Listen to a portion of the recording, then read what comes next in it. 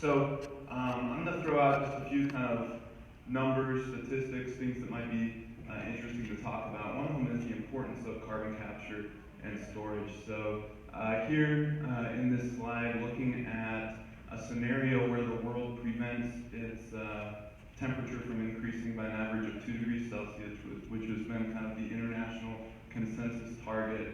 Carbon capture and storage is the third most important thing in driving that reduction in CO2 emissions. So it is a critical technology, and in fact, there are many scenarios, and most scenarios, where without carbon capture and storage, we can't reach that goal. So this is a really important technology when talking about either climate change or regulation around climate change, however you want to look at it.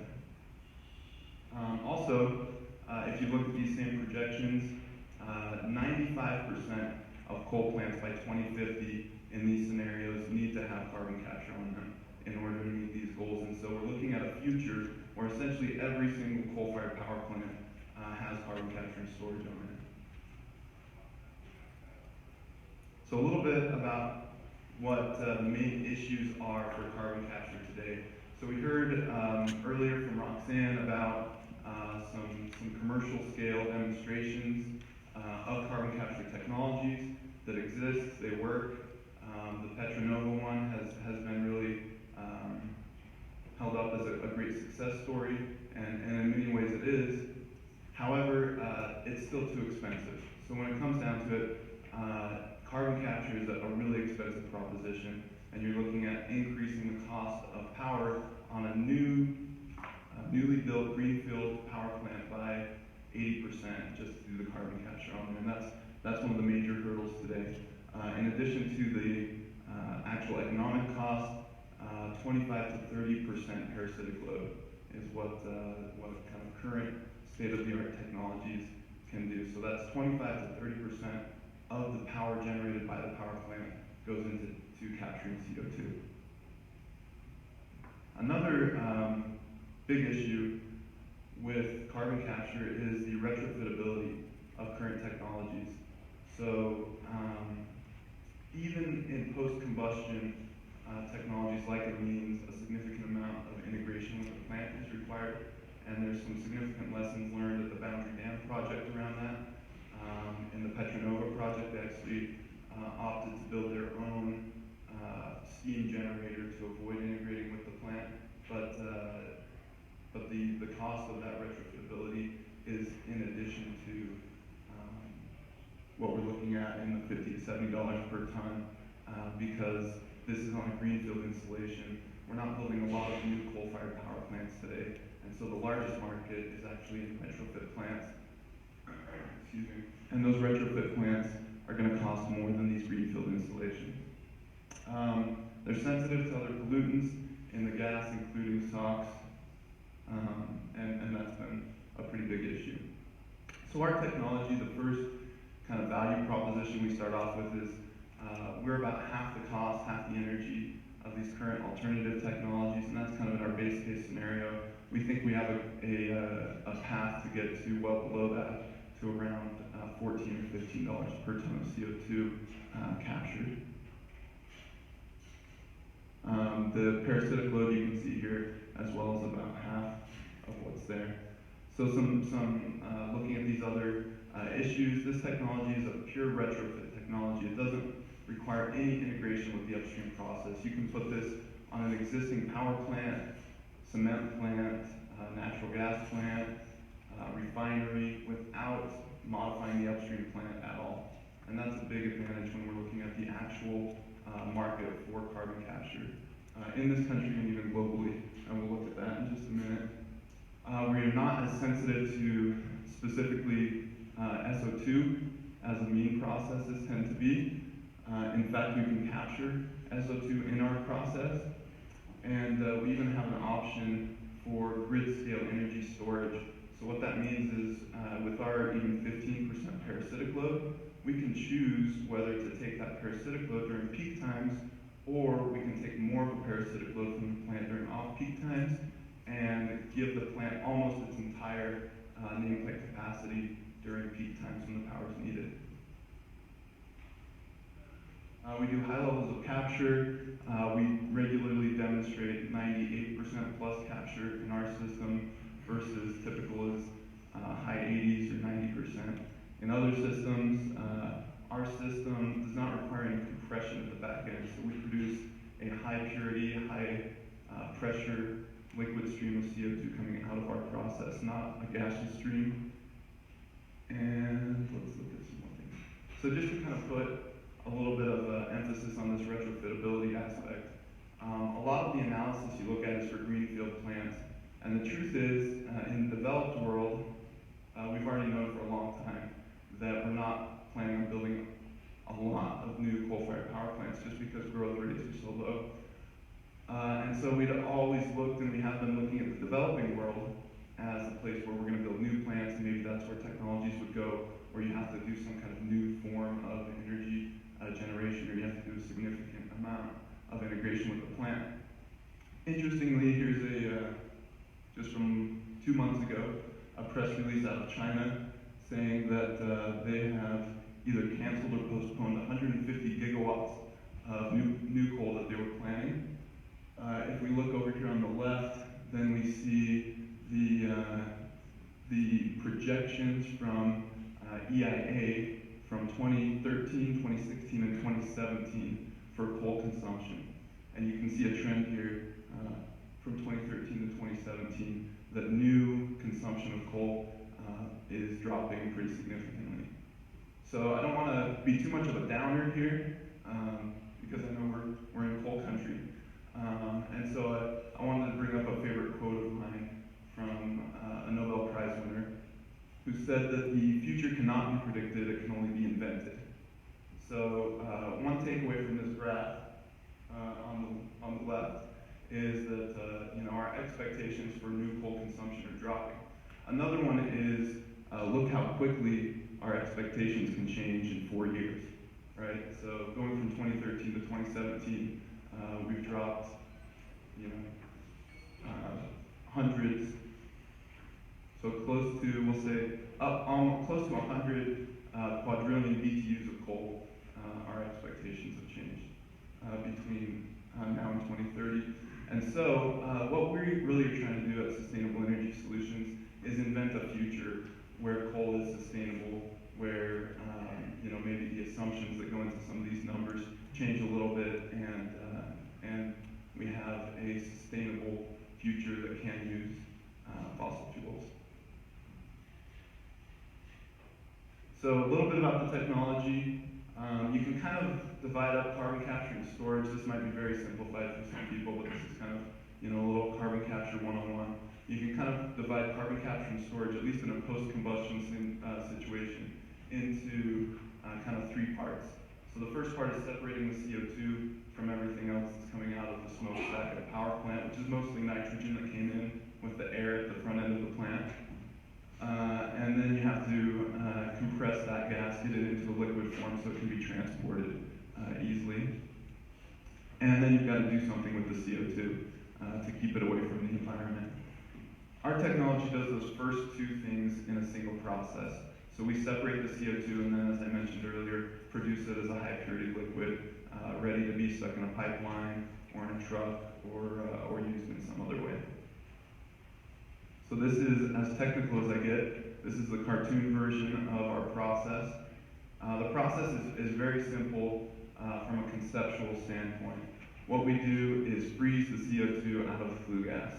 So everybody knows if you get something cold enough, it will freeze, and that's how we do the separation. It happens to be that the CO2 freezes at a warmer temperature than the nitrogen and other things in the gas stream. So as we cool down the gas stream, the CO2 freezes into a solid. We separate the solid CO2 from the gas, and now we have a clean gas that can go into the environment and the solid CO2 stream.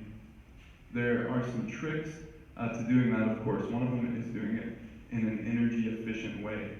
So it sounds like it takes a lot of energy to cool down flue gas to very cold temperatures, and it does, but the reason it doesn't take as much as you might think is because we recuperate most of the energy that we do, that we put into that cooling. So I kind of compare this to the difference between pumping a bunch of water to the top of a hill versus siphoning it up and over the hill.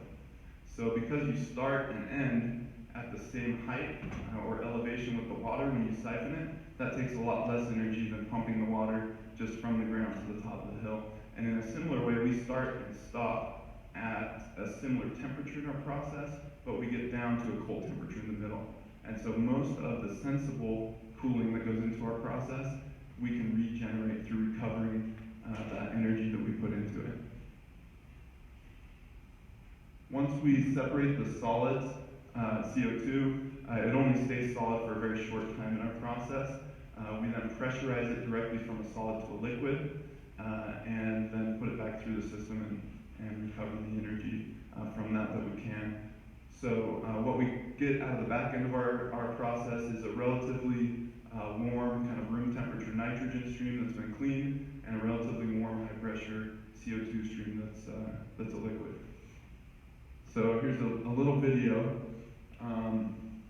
In our process, this is after that solid CO2 has been captured, and now we're warming it back up inside of a pressure vessel. So what you see here is some solid CO2 that is actually melting. If you watch carefully, you can kind of see some of those individual pieces melt as they go around. And so that solid CO2 spinning around in mostly a liquid CO2 mixture. And of course, once we get that solid into a liquid phase, it's pretty easy to pump around and move. So just a little bit of our background. We started things back in 2008, did a lot of initial work just at the university, lab scale testing, things like that. Had some support early on from the state of Wyoming, from the Department of Energy, to move from kind of the lab to the bench.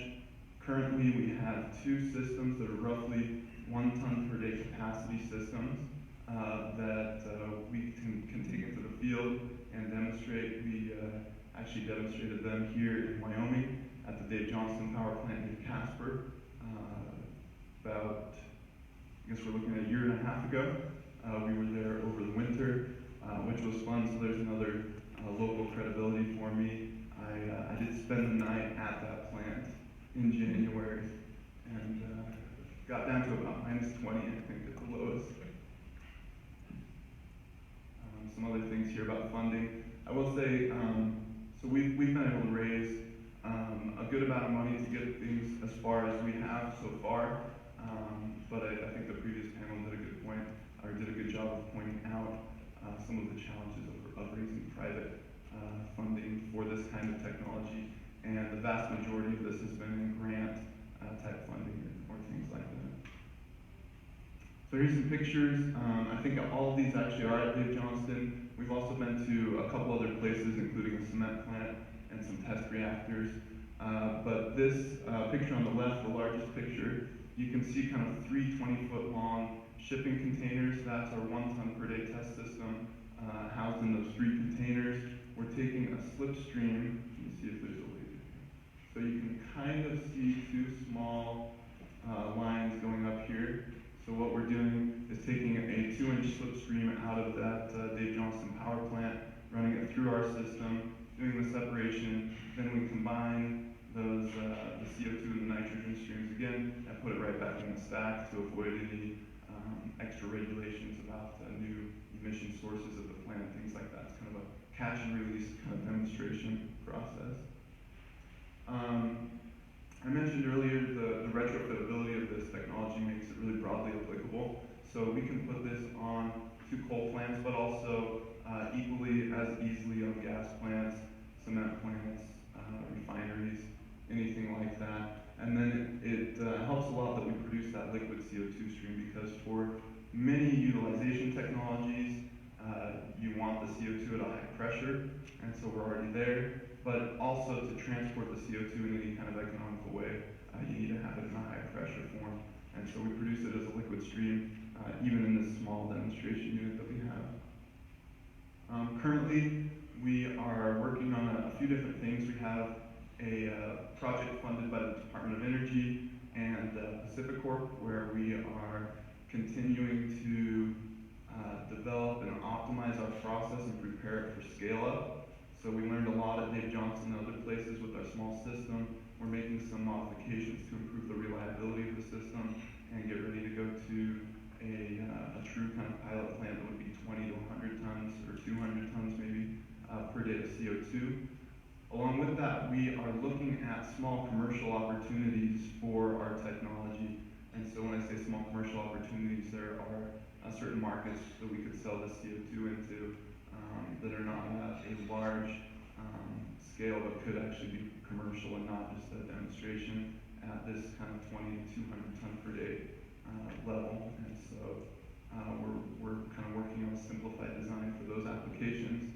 And we are demonstrating later, it'll be next year, we're going to be 6 months at a power plant, kind of demonstrating our system with these modifications we've made as kind of our final step before hopefully scaling up to that next level. So I mentioned utilization. Our technology really gets the CO2 ready for somebody to do something with it. We don't have any utilization technology specifically that we're developing, and we are looking at some of these small commercial projects I mentioned. Some of those are around things like concrete curing with the CO2, using it in fertilizer production, doing enhanced soil recovery we heard about earlier. So these are all things that are kind of small niche markets that could be commercial for our technology in the near term, pending any regulatory reason to install this at a large scale, which we heard about earlier is sort of uncertain at this point. So I think with that, that's kind of, I try to keep things sort of nice and short, but that's what I have to share, and be happy to take questions with the panel later.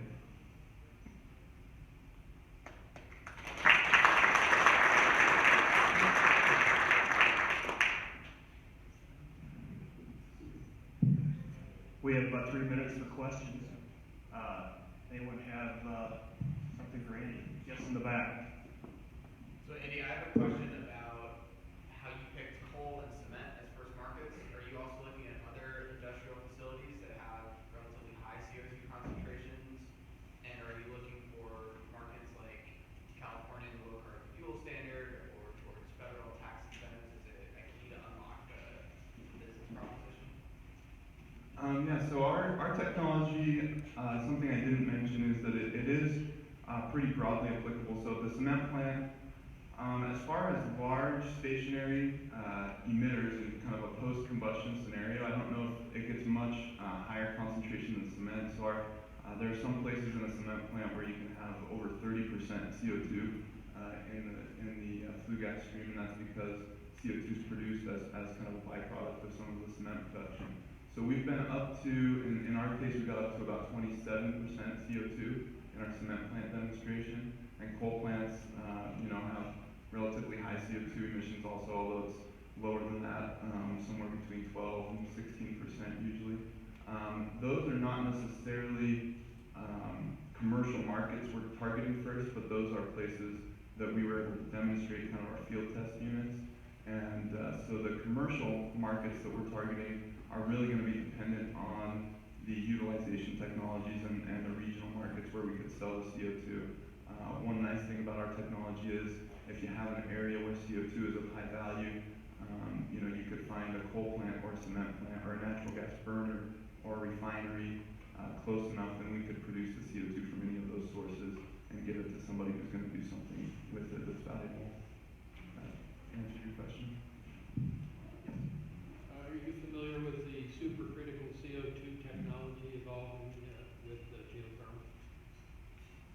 So would that be using CO2 as kind of a working fluid in a geothermal plant? Yeah. I'm roughly, vaguely familiar with it. Yeah, it's a closed loop system. They're just initiating the first generation of, so put you in touch with those folks there. Yeah, there have been some efforts to use CO2 kind of in closed loop systems as a working fluid, and so that's an interesting application for CO2 once it's been captured and purified. Well, thank you, Andy.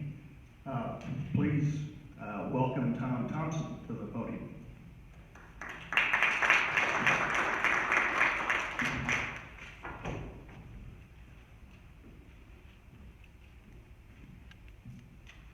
Thank you, Ken. Appreciate the introduction. Chairman Mark, thank you very much for your leadership in this. And Jason, thank you for inviting me to speak. Unfortunately, you'll hear me again this afternoon, so I'm delighted to be here. Sarah, thank you very much for coordinating all of this. So ladies and gentlemen, I'm the chairman and CEO, as Ken had mentioned, of a couple of organizations that are all related to our areas of endeavor. You heard one organization by the name of Eco Power Solutions, which we brought to the United States back in 2007. The mandate of that organization was really a one-trick pony. It was all about bringing one particular technology to market, which will be the subject of our conversation today. But the mandate of EnviroAmbion is actually to drive the research, development, and commercialization of clean technologies, benefiting the ongoing activities for industrials and utilities that utilize fossil fuel to generate energy to produce a product. So that could be aluminum, steel, cement, electricity, and the fossil fuels of note could run the gambit: coal, natural gas, and oil. But we're also working with organizations on energy efficiency plays, on wastewater treatment initiatives, and so on. So it's a very much broader mandate, and so we have an opportunity to work with a number of different jurisdictions and constituencies across the globe as we execute that mandate. But as it relates to this particular discussion today, we're going to be talking about a multi-pollutant emission reduction technology that essentially neutralizes air quality emissions in a post-combustion environment and smokestacks, be it nitrogen oxide, sulfur dioxide, particulate, and mercury. And as we've evolved, we've been able to demonstrate consistent capture at 80% levels or greater of CO2 on an economic platform that we believe is unparalleled. And so the value proposition for our customer base is obviously technical performance, but at the end of the day, the reason folks are interested in what we're doing is because it's all about the money. Our history and timeline reinforces the message that Roxanne shared with us a little bit earlier today. It can be a long, long journey. We started this, I'm using the Royal We now, with an inventor just outside of Ottawa, Ontario, who came up with a concept that he believed could help to neutralize air quality emissions by converting pollutants into a water-soluble form. And that process started in the mid-1990s. It eventually evolved to a 6-month pilot at Brookhaven International Laboratories in Long Island, New York, which at the time was a joint venture with the DOE, I believe. And there was about $1 million of investment up to that point in time, including that 6-month test by our founders. And we generated a 14-page report that basically said, yes, in fact, this piece of metal, using the process as designed, was capturing 80% of nitrogen oxide and 80% of sulfur dioxide. It was noticed that the box was actually collecting some heat. It was some simple engineering. We find out now that we can actually introduce an energy recovery capability to industrials, more particularly the utilities, just because of the higher heat. And interestingly enough, the box was neutralizing about 10 to 50% of the CO2. So in the late 1990s, that was kind of interesting. It's obviously much more topical today. Patents were issued. My background is corporate finance, and how I got involved with this technology was in my office in Ottawa. This crazy inventor who had a wilder mustache than Einstein walked through the door with this 14-page report with a representation that the system worked at the scale, which was 1/2 of 1 megawatt back in the day, by the way. And they were looking for capital. They needed to pay for IP and so on. So we, over the next 3 or 4 years, raised about $4 million of money, some of it I invested in. That's how the Eco Power Solutions brand came to be. And in 2006, we started to market this technology to our industrial and utility potential customer base. Over the next 18 months, we went through painstaking technical due diligence on site-specific initiatives. Much of what we were paid for, some of which we incurred at our own expense.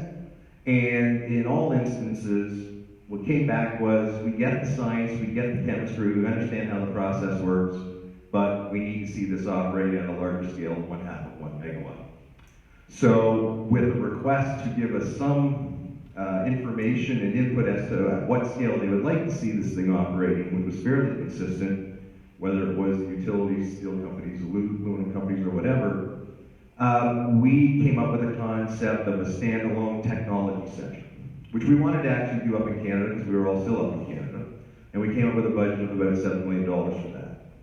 We weren't able to get a Canadian venture capital fund to invest because the check was a little bit too large, and we couldn't get a US investor interested at the time because we were perceived to be a Canadian company, and US investors apparently haven't had a lot of success with Canadian companies, interestingly enough. So, 2007, I sold my house in Ottawa, we moved to the United States, I financed the business for a year. In October 2008, we closed a $7 million Series A round that gave us a post-money valuation of $24 million. As you can see, we total investment today is $25 million, and we started construction on this technology center in Louisville, Kentucky. And the reason we picked Louisville is that within a 7-hour drive of Louisville is over 50% of all the industrial and utility activity in the US. So we just thought logistically that made a lot of sense. Because of that, there's an awful lot of engineering and project management talent and so on and so forth. Our technology center, we had our grand opening for our stockholders in June of 2010. We actually spent the summer testing and commissioning it. And in September of 2010, it became operational and we started to welcome guests through the door. Shortly thereafter, as was mentioned in the introduction, we were selected as one of America's top 5 clean technology companies by the Rice Alliance. And we had members of the EPA in, and were formally recognized and endorsed at having seen our technology performing. We designed it for a 5 megawatt scale. Because of the smaller coal burner stokers that we had in place, we ended up operating this at about a 2.5 megawatt scale fairly consistently. And in 2011, EPRI came in and did an independent analysis, and that report was released the latter part of 2011, early 2012, confirming the air quality emission reductions as represented, which were now greater than 95%, and noting that CO2 capture was in the 20 to 25% range, although their purpose of that report was not to analyze how that CO2 capture was working. We, as I mentioned, were a bit of a one-trick pony with the EcoPower brand, so we expanded that into our Enviro Ambiant family. We created an organization called Enviro Innovate, which is our research, development, and commercialization arm. So that handles the introduction and the massaging of technologies at Petri dish scale. And as we get through the research and development process, we then hand that off to Ambiant to drive the commercialization of that. We've had recently additional patent filings in 2016 on provisional and two supplemental filings on our CO2 capture technology, which we'll get into more in a second. And those will all go non-provisional later this year. And you'll note we have a formal partnership with XPRIZE apropos the Carbon XPRIZE competition, and I'll speak to that in a little bit. So from the multi-pollutant emission reduction piece, I'm from corporate finance, so I'm going to keep this simple so I can understand. How our process works, if we're dealing with nitrogen oxide, prior to entering our reactor module, we inject that flue gas stream with ozone. If we want to deal with sulfur dioxide, upon entering the supply chamber, the old supply chamber, now our reactor module, we inject that flue gas stream with hydrogen peroxide. And the reason that we do that is that allows us to convert those pollutants into a water-soluble form. And as they enter the reactor module, we have multiple fogging arrays and layers of packing material, and the fogging arrays have tiny, tiny, tiny micron water droplets, goes against the flow, and neutralizes what are pollutants that are now water-soluble, and converts them into different acids that actually have commercial value. On the multi-pollutant piece, on the back end of the process, we basically have a gypsum slurry, which is inert, can be stripped off the landfill. We recycle 2/3 of the water that we utilize, and it's very, very small volume of water because, again, it's a fog, it's a mist, and the rest of it can be treated in traditional wastewater and re-entered into the water supply.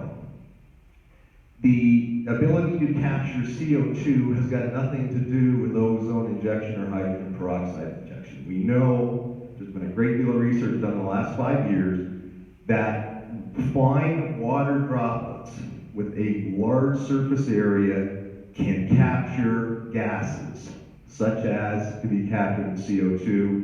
This process has been modeled over the last 2.5, 3 years. So our hypothesis as to what was taking place at our technology center that ran for 3.5 years on the CO2 capture piece It was exactly that and has been and continues to be confirmed as so. So the important part is that we can provide you with a multi-pollutant strategy should you need it.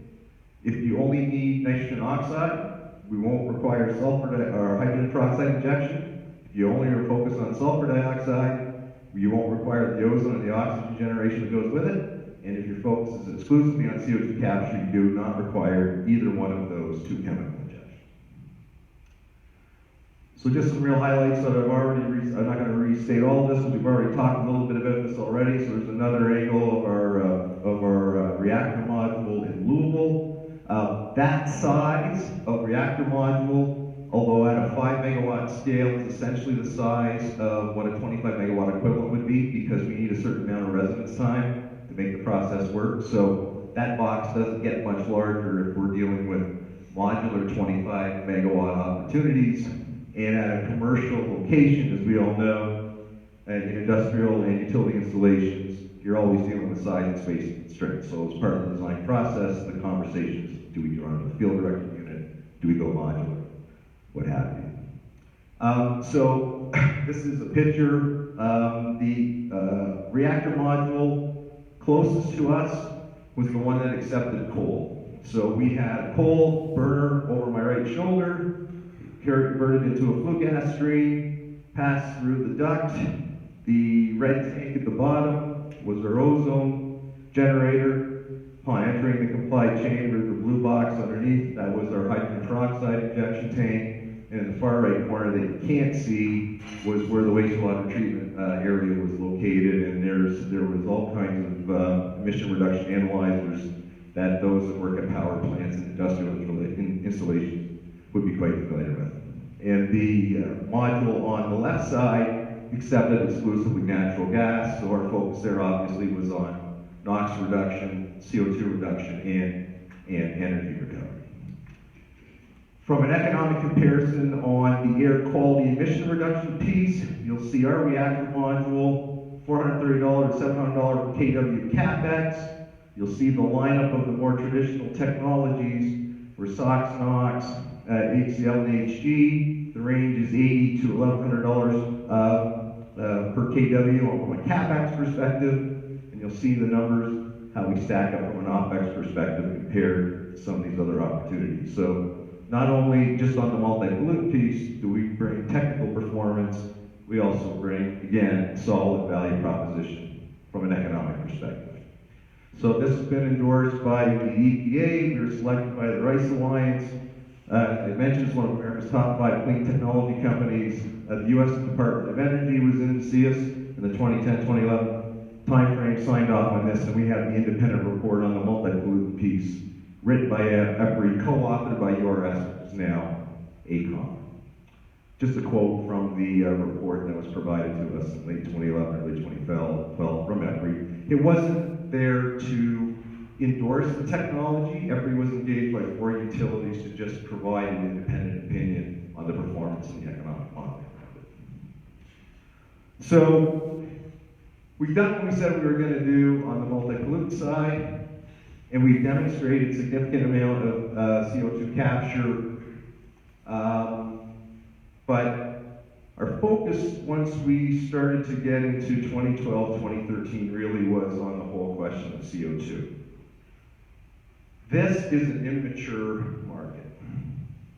And it's an immature market because of all of the economic challenges that other solutions may have, both from a CapEx and OpEx perspective, but it's also a challenge because, as we've talked a little bit about, and we'll talk this afternoon about carbon innovations, what do you do with CO2? You know, you've got enhanced oil recovery, which is a transmission issue, as much as a practical issue when you have oil at $50 a barrel. Economy's not really humming along. There aren't that many opportunities to sell the CO2 for enhanced oil recovery. Otherwise, it's stored in the ground. So we really turned our attention to the 2013-2014 timeline to see how can we make a contribution, although our technology is not in the utilization space. We're not a conversion technology. But now that we believe we've overcome the economic challenge on capture, what can we do to try to contribute to the conversion piece? So interestingly enough, in the autumn of 2015, our friends at XPRIZE, they were having a similar conversation, or before that.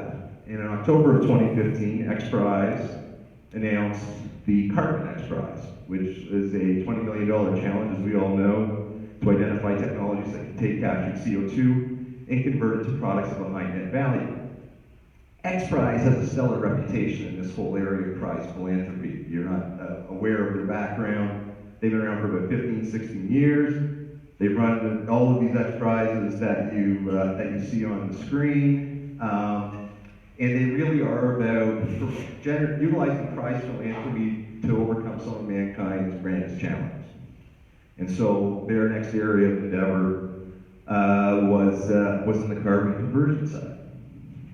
At that same time, in the first quarter of 2016, interestingly enough, the DOE publicly stated that they were looking for information on carbon use and reuse technology opportunities for the U.S. power generation sector. So clearly, we weren't the only folks thinking about what to do with CO2.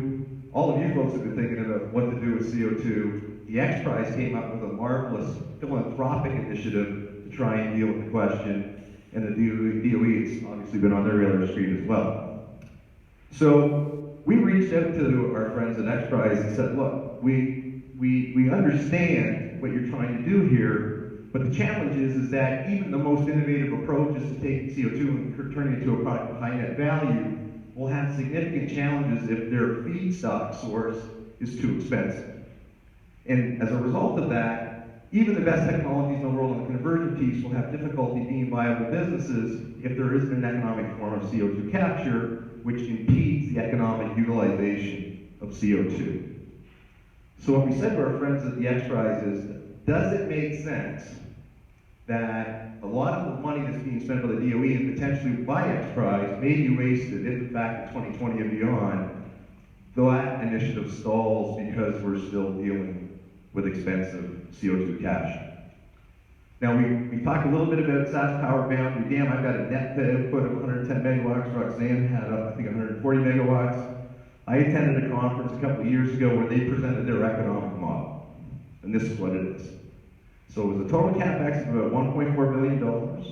These are their numbers that equated to $12,000 per kW. And if you stripped out the cost of the power plant, it's $6,700 per kW with a parasitic load of about 25% of the plant. So it's 25% energy cost, which is a big deal. So the fantastic thing about SAS Power is there was vision and courage and investment to get a full-scale plant operating and performing at the level it is. And with all leading initiatives, there are challenges that go along with it, and certainly the economic challenge is one that needs to be overcome. If you equate that to our process, we're not including the multi-pollutant piece, we're $600 per kW. Our parasitic load is less than 5% of the plant. Our operating costs in the area of $4 to $8 per ton of CO2 captured. What I have included in there is a 95% purity factor, the remaining 4% remaining being water and vapor, and the last 1% being oxygen. So this is a food-grade CO2 that can be provided to conversion technologies with that economic model. There's a gentleman by the name of Dale Bradshaw, who's a dear friend of mine. I've known since 2009. He's a principal with Electrovation. He provided us with a letter of testimonial back in May of 2016. He does some contract work with other parties in the industry. He visited our technology center on 3 different occasions, including his last visit in May of 2013. And this is an extract from his letter of testimonial as to what he saw and what he believes management's capable of doing and the technology is capable of doing.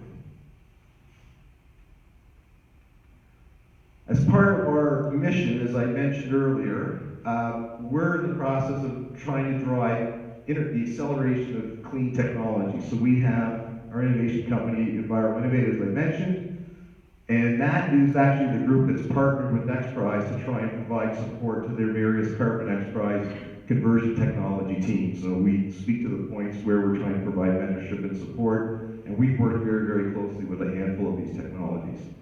That collaboration group includes not only our organization, but from a U.S. context, with C. Worley Parsons and Envision, DuPont, Carbonomics, which is our cap and trade bureau out of San Francisco, California, Air Liquide, Foley Coig, which is an international law firm, and their commitment and contribution to our cause is specific to the intellectual property development for our various technology solutions, and McAllister and Quinn, which is the Washington-based government relations firm. I've had a chance to tell this story at a number of different conferences over the years. Last week I was in Surrey, Ontario, Canada, speaking at the Petrochem 2017 conference. We presented at both Carbon Enterprise Team Summits, including a fairly detailed presentation in New York in June, which I'll get into this afternoon. I'm obviously delighted to be here in Wyoming, and in November I'll once again be speaking at the New England Canada Business Council Energy Trade and Technology Conference. The management team that we have, core group's been together since 2008, 2009, except with the addition of Paul Scott, who's our VP of Finance out of Toronto, Ontario, Canada. He's been with us since 2012 and has been a big contributor to a lot of the work that we've done, particularly on our financial modeling and financial engineering, not just for ourselves, but for other of our customers. So with that, I will wrap it up. I believe I just had to talk about time anyway, Ken, so thank you very much. Thank you, Tom. We'll save questions for Tom at the end. Meanwhile, please welcome Scott Chen to the podium.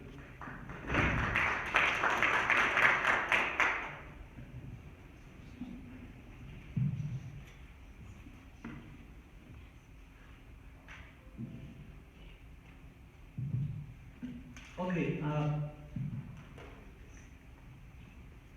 okay, everyone. I'm Scott Chen. Great to be here. This is my first time, and I was telling everybody, including Andy, that my presentation is pure technical. But believe me, this is the least technical presentation that I gave. If you don't understand,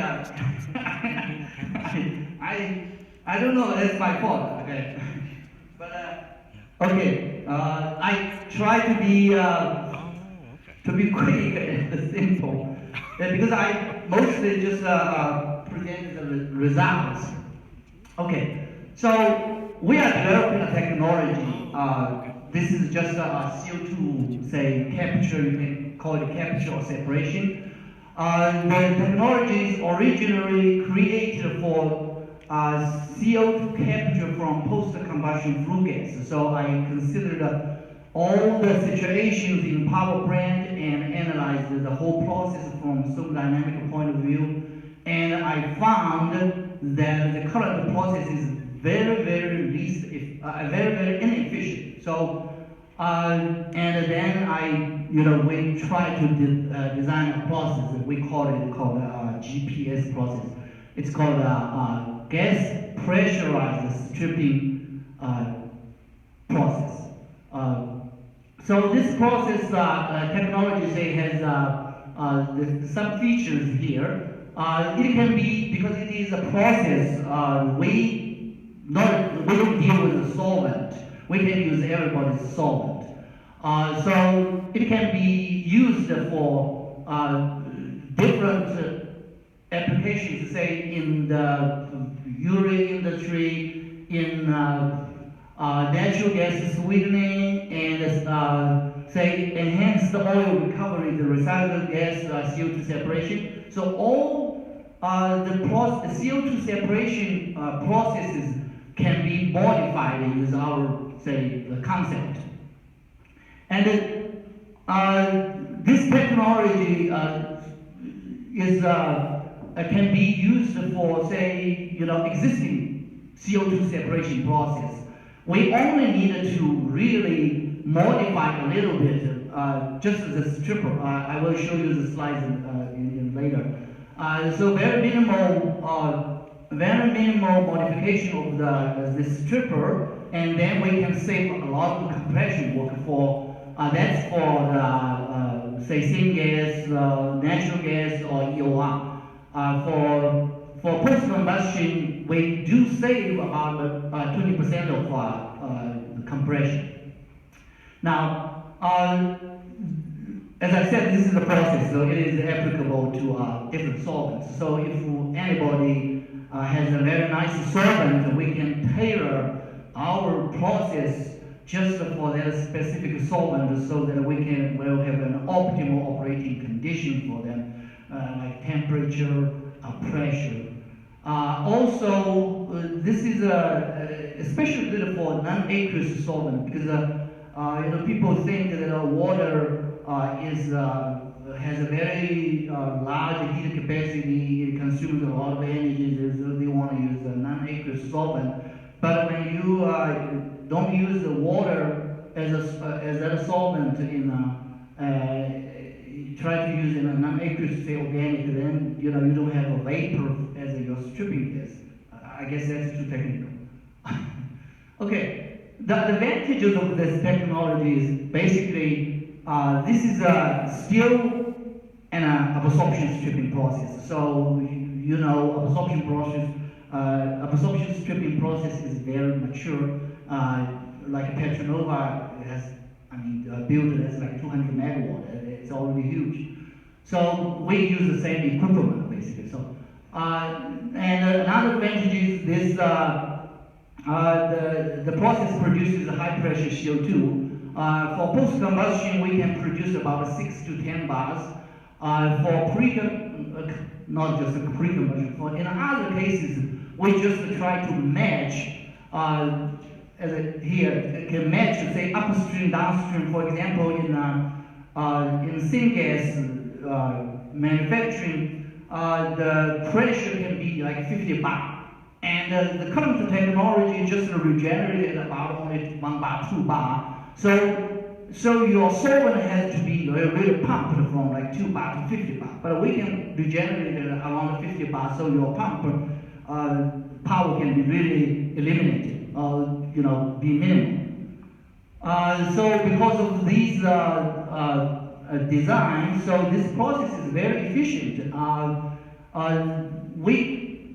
get this is more technical, but say basically we consider our process is a compression process, not just a separation. So the compression efficiency we can achieve around like 60%. Not as good as the compressor, but it's already very good. So here is the process. This is the conventional currently used amine-based process for different applications. Say for natural gas. Is it a laser pointer? Is this one? So you see in absorption column you have say natural gas. It could be like 60 bar, like 800 psi or lower. But syngas you can be typically say 40 bar, and you are recycled gas. I think it should be like 5. They have 44 psi until like 400 psi, and the flue gas is only 1 bar. So. But no matter what the feedstock, the CO2 in the feed is, the pressure, the regeneration is all about the same. It's basically less than 2 bar. So that's the conventional process. So we just modified this process. As you can see, we just changed here. We changed it here. For the conventional process, you have a rebroiler, but in our process, we cannot.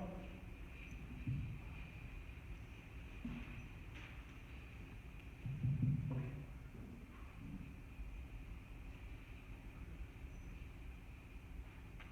So in our process, we don't use a rebroiler, but a cider boiler.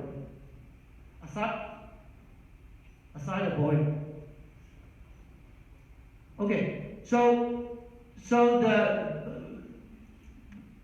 we use a cider boiler, and the operating pressure is now very flexible based on the feedstock, whatever you have.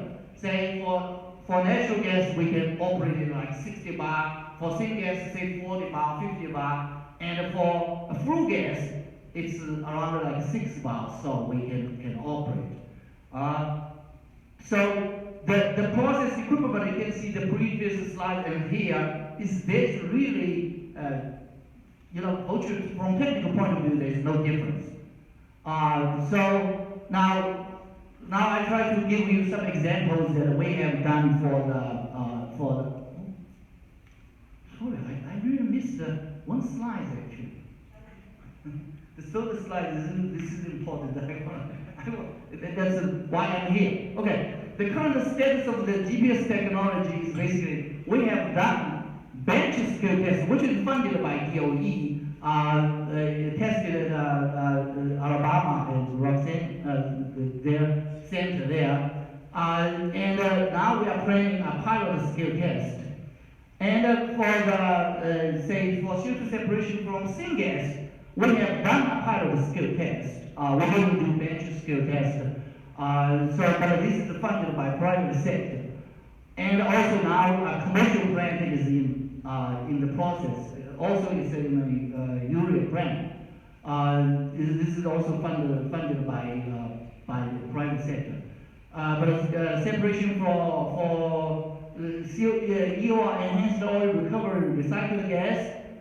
This is we're looking for partners. But we have done a lot of computer simulations based on the solvent that are commercially available solvent, and we can save really almost in some cases easily can eliminate all the compressors. And in natural gas sweetening as well, we also have done. We have done a lot of computer simulation for them as for different cases as well, and I show you some slide. We will show you some slide. So now go back to the process, the more technical part, and so say this is for the post combustion. So in post combustion, we really just seems like a move the boiler from the bottom to the middle here. Okay, so everything else is the same, except here we put in a high pressure, say stripping gas. In our case, we use a little bit of nitrogen. So the nitrogen will go with the CO2, but in a lot of cases, you can bear say 5%. DOE also requires 5%. Say 95% purity of CO2. So we just took that advantage. We put a 5% of the nitrogen and let it go with the product. In the EOR, it really doesn't matter. You don't have to use nitrogen, but you can use methane. A few percent of methane in CO2 is also okay. So we used that, and we did all the tests in bench scale. But in my opinion, bench scale, pilot scale, they're all the same because we are not really investigating the scale up. Say we are not testing the solvent as well, only the process. So here is the results for the energy performance of our technology. So here is the say MEA. MEA, you may have electricity per kilo of CO2 if say 0.42 kilowatt hour like that. And so energy penalty is around the baseline is the original baseline is around like 30%, which is pretty high. Now the advanced study probably can get like 25%, and we can get below 20%, like 18%. And the energy per ton of CO2 probably need about 220 kilowatt hour electricity. And so based on that, we can calculate, this is what a DOE wanted a table. So I listed here just, but basically just to try to show you that use the GPS technology, the cost of electricity for a power plant equipped with a GPS technology will be 52% higher than the per plant without the CO2 capture. So if you currently you are paying 10 cents, then you will pay 15 cents. If it's only 6 cents, you pay 9 cents. And so now comes to the CO2 capture cost, which is more, I guess, interest to you guys. If we can produce CO2 really at a low price, it might be used in, say, enhanced oil recovery So based on the equation, the DOE, or the guidance book, and you can plug in all the numbers into that, you can get only like $38 a ton, a metric ton CO2, so this is basically below we have reached already like DOE target, but this is because of electricity is expensive.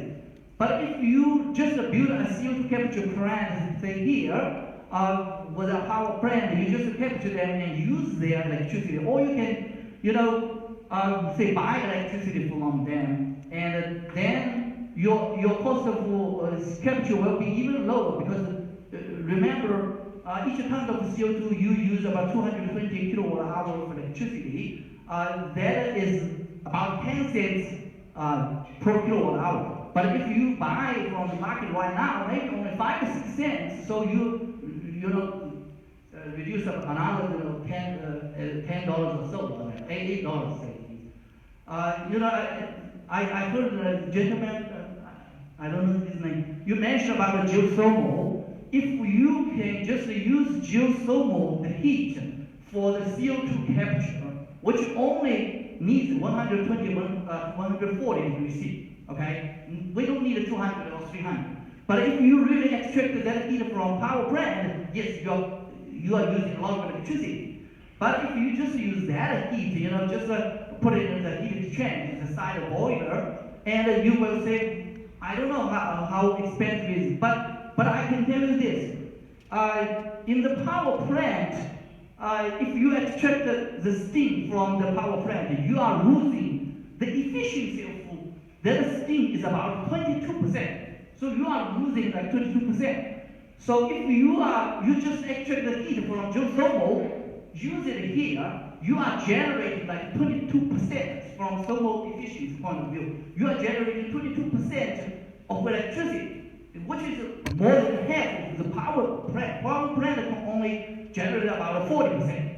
Okay, so which is, I think it can further reduce the cost of the CO2 capture. And okay, so this is for post-combustion. Now I want to here show you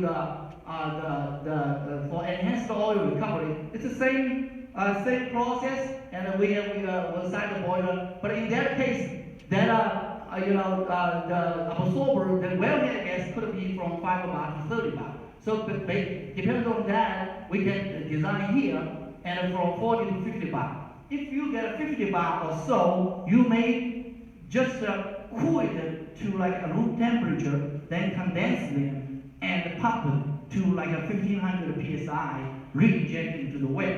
So you basically eliminated all the compression work. I know that in an EOR field, the compressor also consumes a lot of energy for CO2, the recycle the CO2 from low pressure to high pressure. Okay, so now this is a low pressure case, and I just put the number here, and for 15 bar we can get a higher pressure like 60 bar, and for now here's another example. This is for natural gas sweetening. So if you don't really need to re-inject the CO2 into the well, then you probably really just release it. And in that case, GPS technology and the conventional technology, this definitely will save, but it may not be like 58 to 90%. Maybe you can save 20% of the energy. But if you need a high pressure CO2, and this is the way to go. And this is another example. This is for this is for natural gas. I put an example. It's all really technical thing. And this is for syngas for syngas separation. So you see that in the feedstock you have it's at 1085 psi, and you have 33% of CO2, and we can regenerate CO2 at this pressure, so 1000 psi, and so your pumping, is really can be minimized. This CO2 now can easily just pump it to whatever the pressure you want. And okay, so this is an IGCC case. This for then from DOE's point of view, this is called a pre-combustion. So in pre-combustion, I just try to put this operating pressure like in 551 psi because the feedstock is 51 psi. So we can equalize them and minimize the pumping work. But sometimes pumping work, if capacity is big and it's small, then you can have, instead of 500, we can put it 1,000 psi as well. So with that, I wrap up my presentation. Now, if you have any questions.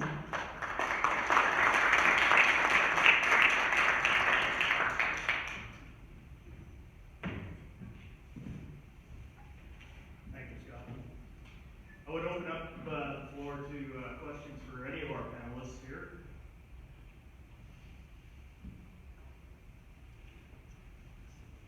Right, Scott, Yes. when you had this last discussion on the stripping of the CO2 and separating it out, have you examined the capacity to pull out a syngas, which is just the CO, and separate it out? Just the CO. Yeah, as a part of a syngas.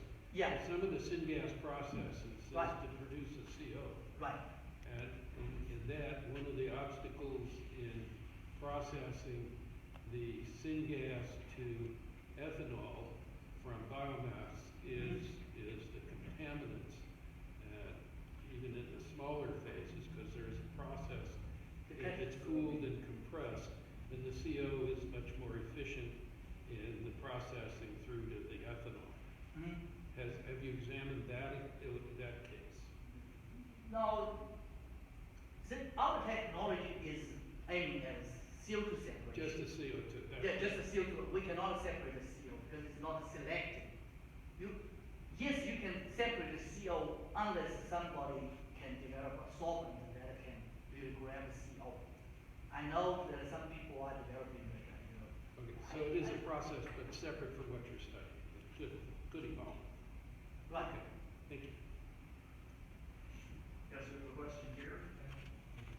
We'll bring the mic over to you.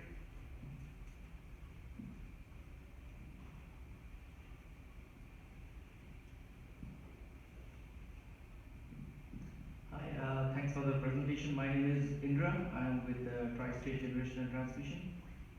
So I have maybe one question for each of you guys.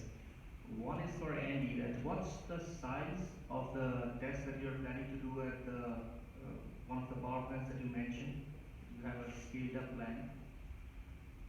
So the size of the demonstration we're planning for next year is with our existing 1 ton per day system, with modifications to it. The scale up, we're looking for the right project, but the target is around roughly 100 ton per day system that we would scale up to.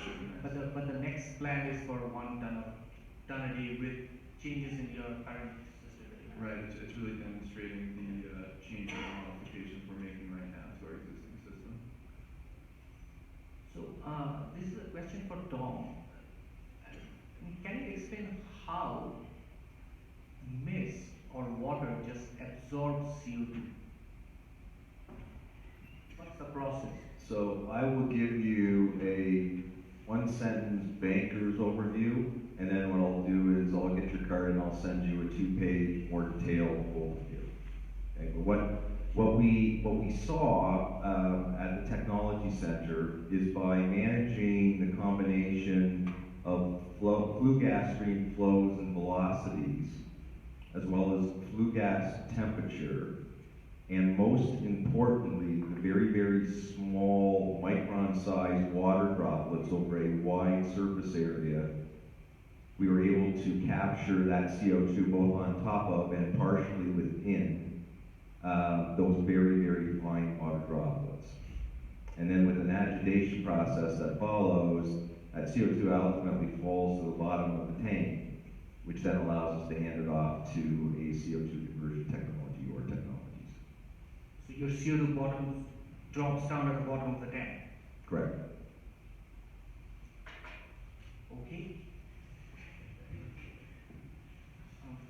I, as a banker, I just blinded a chemist or chemical engineer by science. I'm overwhelmed with myself. I'm just kidding.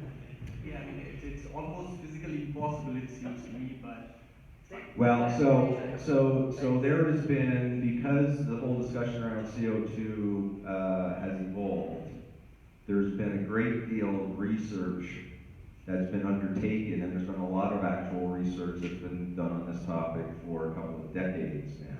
So the process, as we demonstrated, and based on our hypothesis around that, and the research that's been conducted and modeled since that, puts us in a very, very comfortable place with that very high-level scientific description that I just gave you. But I promise I'll give you a little bit more detail and turn you loose on our Vice President of Engineering, Sanjeev Jolly.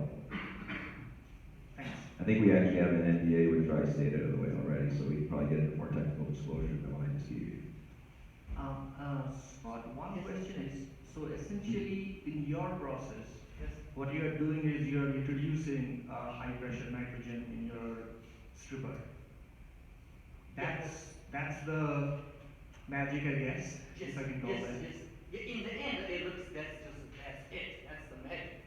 So, but that's kind of the main process change that your technology is offering. So if somebody has some kind of a carbon capture system, so your technology will introduce a high pressure nitrogen into the regenerator, correct? If it is a solution stripping base, So how do you separate the nitrogen? you don't. So You don't have to separate. so wouldn't you have, As I said, maybe 5%. so you will have 5% nitrogen and Yes. CO2, Yes. which needs to be compressed. Yes, right. So say 95% is CO2, 5% is nitrogen. Yes.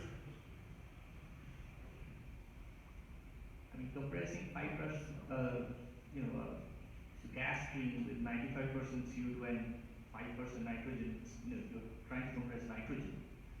So, What are you talking about? You compress the CO2.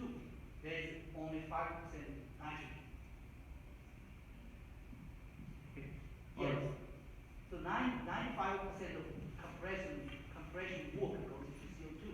5% goes to nitrogen. Yes. So how is just that, help us understand, at least help me understand, how is that just simply introducing nitrogen at high pressure is improving the O&M cost, or how is it making the process efficient? I guess that's what I'm. Okay, that's very technical now. Okay. Remember, in conventional process, you regenerate using water as a stripping gas, right? If you understand about absorption stripping. You use steam, yes. Yes, steam. At 120 degrees C, which is the temperature that all the amine can bear. Not 130, 140. Maybe some amine can go higher, but majority of the commercially available solvent will be decomposed or thermal degrade or oxidative degradation. So usually all these amine is used under 120 degrees C, right?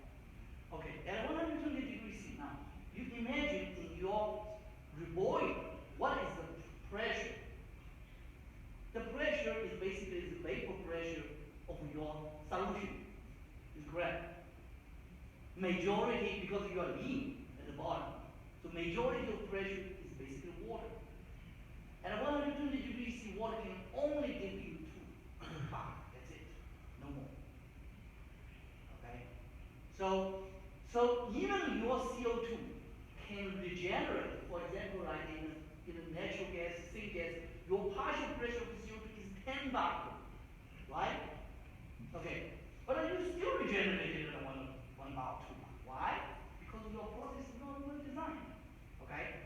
So if I put a nitrogen, very high pressure, so it's like a, it's like a cushion. I just let it, pressurize, then all CO2 I give in the environment, then all CO2 can diffuse into gas phase. And it will come out at a high pressure. So, but by nitrogen, or in EOR cases, we can use, methane, not nitrogen, because, you have a lot of wellhead gas after separation, methane is there, all there. So you can use, it could be 10% if your, what is called minimum mixable pressure, MMIP, if you accept it, if that is acceptable, then you can use 10%, 20%, doesn't matter. But when you use more stripping gas, the efficiency goes high. Okay, but so for conventional process, you can only get about 2 months. That's why we modify the process. So I'd like to have you guys continue your discussion. I'm very technical, so Great. if you ask me technical questions, I'm glad to answer. So please help me thank our panelists for their We are now going to break for lunch, and the buffet is set up in the hallway. And speak with your neighbors, chat about what you heard this morning, understand bars and freshmen. We will get started the next session after lunch at 1:15.